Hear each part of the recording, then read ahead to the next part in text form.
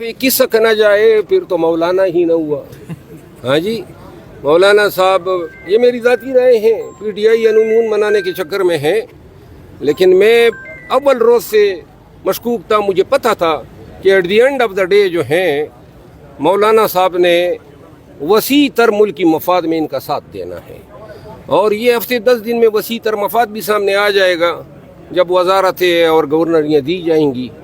तो लिहाजा और अफसोस की बात है इतने पीपल पार्टी, नून और ये JUI, MQM कितने मुअम्मर सियासतदान हैं, अगर ये लोग मुल्क का नहीं सोचते हैं, इस उम्र में भी हमारी नस्लों का नहीं सोचते हैं, शॉर्ट टर्म ज़ाती मकासद के लिए आइन को किलबड़ बना दिया, पार्लियामान को जिस तरीके से इन्होंने बेतौकीर किया, पार्लियामेंटेरियन को। अच्छा शेर अफजल मरवत साहब, आपने भी कहा कि मौलाना का किरदार मशकूक रहा इस तमाम तर सूरत-ए-हाल में, तो बैरिस्टर गौहर और मौलाना जब आज हतमी फैसले के बाद बाहर आए प्रेस कॉन्फ्रेंस में बड़ी तारीफ की बैरिस्टर गौहर ने मौलाना साहब के किरदार की। वो बैरिस्टर गौहर साहब की जाती राय हैं।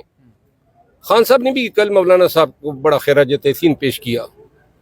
अब देखते हैं कि कल भी वो खराज तहसीन पेश करते हैं या कोई और राय रखते हैं। अच्छा शेर अफजल मरवत साहब, इन आईनी तरामीम के बाद मुल्क की सियासी सूरत-ए-हाल पर क्या असर पड़ेगा इन तरामीम का? मेरा ख्याल है कि एहतजाज की लिए राह मज़ीद हमवार हुई है, सियासत मज़ीद जो है अदावतों का, गर्मी का और इंतकाम का निशाना बनेगी।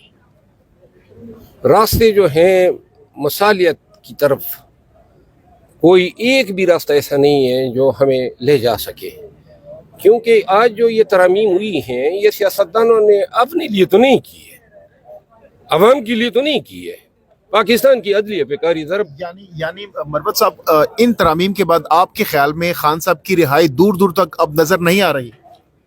अदलिया जो है मजीद सरनगू होगी। सुप्रीम कोर्ट यानी एक अदालत के अंदर दूसरी अदालत बना दी, आपस में छपकलश होगी। ये अभी चंद दिनों की बात है। वकला तहरीक देख रहे हैं आप? कोई तहरीक नहीं है। वकला तहरीक अगर होनी थी तो जब पाकिस्तानियों का 2 साल हशर किया तो वकला उठ जाते ना।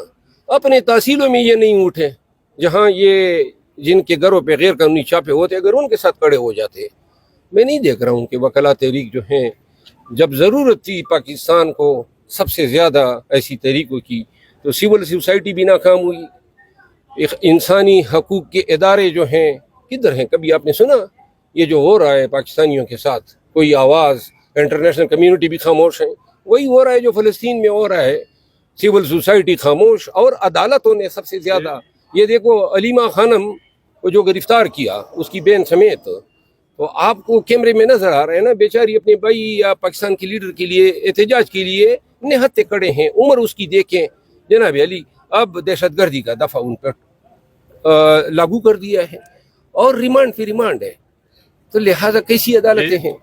ये बताएं कि ये जो प्रेसिडेंट अब सेट किया जा रहा है कि जो नए चीफ जस्टिस होंगे उनका तकर्रुर अब से पार्लिमानी कमेटियाँ करेंगी, और पार्लिमानी कमेटी जाहिर बात है पार्लियामेंट तो अरकान जो हैं जिधर रावलपिंडी उनको कहता है उधर जाते हैं।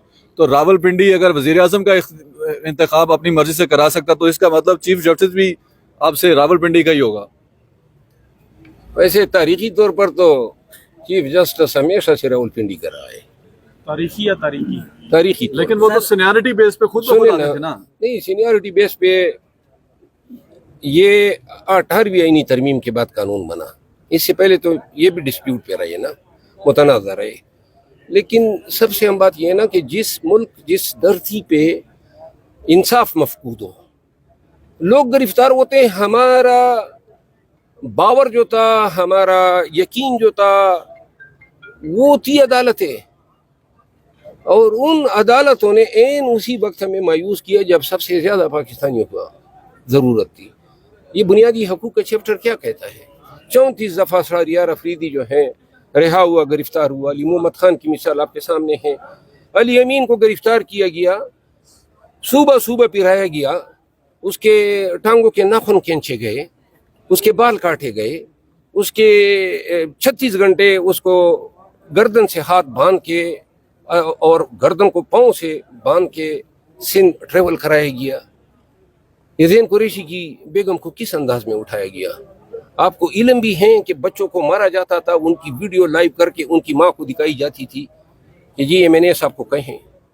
یہ جو 11 M N As, 9 M N A اور 2 سینیٹر جو ان کو پیارے ہو چکے ہیں, وہ میجارٹی یہ لالچ میں گئے ہیں. اور پاکستان تحریک انصاف کو چاہیے کہ ان کے نام تشت ازبام کریں, بتا دے قوم کو کہ یہ وہ مکروہ چہرے ہیں جنہوں نے این پارٹی کی پیٹھ میں چورا گھونپا جب ان کا پورے وثوق, پورے یقین اور استقامت کے ساتھ خان کے ساتھ کڑا ہونے کا وقت تھا. اچھا یہ بتائیے گا کہ عدلیہ سے متعلق آئینی ترمیم کا جو معاملہ ہے, ملٹری ٹرائل ہو سکتا ہے, اگر ملٹری ٹرائل ہوتا ہے تو ہر روز ہم سنتے ہیں اور کہتے ہیں کہ اتنا گر گئے ہیں, لیکن یہ جو لوز ہے نا, یہ گراوٹ, یہ ہر آئے دن کے ساتھ نئے ریکارڈ بناتی جاتی ہے. تو اب یہ آپ کی بات پہلے تو ہم انسا کرتے تھے عمران خان اور ملٹری ٹریبیونل, لیکن اب کوئی چیز بعید نہیں ہے, کوئی چیز بعید نہیں ہے. یہ جو چاہیں, کیونکہ مطلق العنانیت ہے, سول مارشل لا ہے, کوئی بنیادی حقوق نہیں ہے. جن لوگوں کی طرف ہم دیکھتے تھے 6 جج صاحبان خود اپنے تحفظ کے لیے لیٹر بازیاں کر رہے تھے, اور جنہوں نے بچانا تھا ان حضرت نے این آئینی ترمیم سے چند دن پہلے راہ ہموار کی کہ بھائی ووٹ کون تصور ہوگا. اچھا یہ بتائیں جو عدلیہ سے متعلق آئینی ترمیم کا یہاں پہ معاملہ ہے, پاکستان تحریک انصاف کو بالخصوص آپ کو حکومت کے کس اتحادی پر سب سے زیادہ افسوس ہے آپ کو آج؟ حکومت کے جو اتحادی ہیں